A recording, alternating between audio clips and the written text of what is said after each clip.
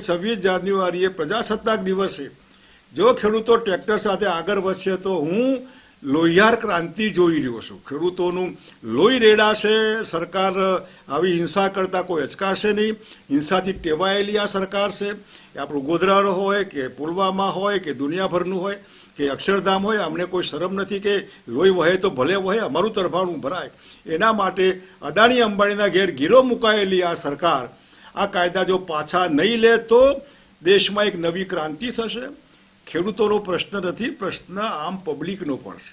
આજે પેકિંગમાં આટો આવશે તો 20 રૂપિયાનો આટો 60 રૂપિયામાં નહીં મળે, 20 રૂપિયાની કોબી 80 રૂપિયામાં નહીં મળે. પ્રજા જરા સમજે કે ખેડૂતોનો સવાલ નથી, સવાલ આમ પ્રજાનો છે. જો અદાણી અંબાણીના રૂપિયાથી ભારતીય જનતા પાર્ટીની સરકાર 2014માં ને 2019માં બની હોય તો એમના પ્લેનમાં ફર્યા, એમના રૂપિયાથી જાપત ઉડાડી અને સ્વાભાવિક વાયદા કરાયો સાહેબ મારો વારો આવે તો હું તમને વ્યાજ સાથે પાછું આપીશ. એફસીઆઈના કરોડોના ગોડાઉન અદાણીના ત્યાં ગીરો મૂકી દેવામાં આવે, એડવાન્સમાં ગોડાઉન બની જાય, રેલવેનો પાટો બની જાય, જીઓના પેકિંગ બધા બની જાય. એટલે આમ સામાન્ય એમએસપી જે નાટક કરી રહ્યા છે એનો કાનૂન માગીએ છે કે કાયદાની રીતે તમે એમએસપી કરો. ફરજિયાત સરકારે ખરીદવી પડે. ભૂતકાળમાં શંકરસિંહ વાઘેલાએ કપાસ ખરીદેલો, ભલે સરકારને નુકસાન થાય, સરકાર પબ્લિક કરતાં મોટી ન હોઈ શકે. અને 3 કાયદા જે પબ્લિક ના પાડે, સામાન્ય ખેડૂત સમજે કે નકામા, સરકાર સમજાવી શકતી નથી કે ભાઈ આ સારા કાયદા છે, સારા હોય તો રાખો ને તમારી પાસે, વિડ્રો કરો ને. અને એ પ્રમાણે ખેડૂતોની માગણી સમાન ભેર આ સરકાર માની લે, અહમ છોડી દે. પોતાની લીટી લાંબી કરવી હોય તો ભારતીય જનતા પાર્ટીની દિલ્હી ભાજપની સરકારે આ ખેડૂતોને માન આપવું જોઈએ. એમના વચ્ચે જઈને માફી માગીને કે ભાઈ માફ કરો, તમને આટલા મહિનાથી મેં આવી ઠંડીમાં રહ્યા, 50 જેટલા ખેડૂતો મરી ગયા, આનો વિચાર તમે કરો. આ ખેડૂતો આ કાયદાના વિરોધમાં છે તો પાછો ખેંચી લો. આ કાયદા પબ્લિક માટે અને પબ્લિક કાયદા માટે હોય એવું માનીને ચાલે. કાયદા આપણા ભલા માટે હોવો જોઈએ. અમે ના પાડીએ કે અમારું ભલું આમાં નથી. અને દિલ્હીમાં બેઠેલા જે છે એમાં ખેતી શું કહેવાય, ખેડૂત શું કહેવાય, એમએસપી શું કહેવાય એની પૂરી સમજણ નથી.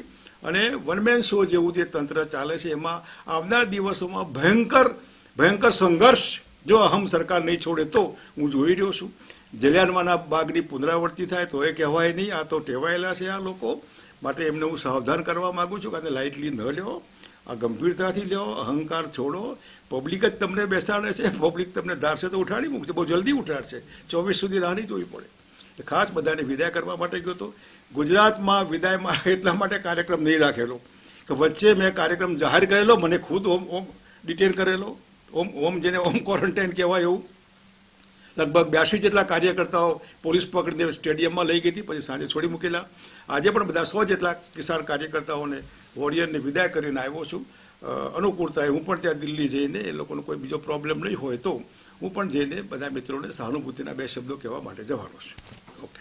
આજે પણ દિલ્હી જવાના લાગી રહી હતી તો નહીં, આજે હું વિદાય કરવા જવાનો હતો. મારે આવતીકાલે એક મિટિંગ છે એટલે અગાઉથી નક્કી કરેલી હતી. આ કાર્યક્રમ હમણાં જ નક્કી કર્યો બધાને. એટલે 9મી 10મી ગમે ત્યારે દિલ્હી જઈશું. અચ્છા સાહેબજી, તમે એમ કહો છો કે ટેકાના ભાવે તમારી સરકારમાં જે કપાસ ખરીદ્યો હતો એ વખતે બધા જ ખેડૂતો ખુશ હતા, બરોબર છે? પણ એ પછી છે ને ટેકાના ભાવે સરકાર કે વેપારીઓ કોઈ ખરીદી જ કરતા નથી. તો અત્યારે માટે કાયદાની માગણી એટલા માટે છે કે કાયદો હોય તો ફરજિયાત ખરીદવી પડે સરકારી, સરકારે પૈસા આપવા પડે. અત્યારે નાટક માત્ર છે.